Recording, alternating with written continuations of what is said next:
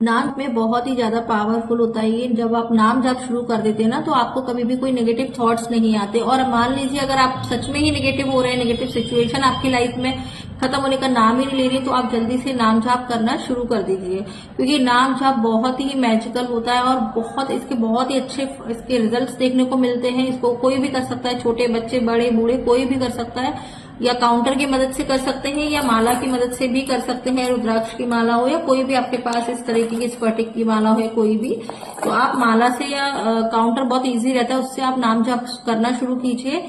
जब आप नाम जाप करते हैं तो आपको बहुत सुकून मिलता है, आपकी टेंशन आदि गायब हो जाती है और आप कंसंट्रेट कर पाते हैं अपनी लाइफ में। जो भी प्रॉब्लम्स चल रही है ना, उसमें स्थिरता आने लगती है। और सबसे बड़ी बात, नाम जाप करने से आपका प्रारब्ध कटना शुरू होता है। आप नाम जाप करके देखिए, आपके जो पूर्व जन्म के बुरे कर्म है ना, वो धीरे धीरे कम होना शुरू होंगे और आपको इस जन्म में जो चाहते हैं वो मिलना प्राप्त हो।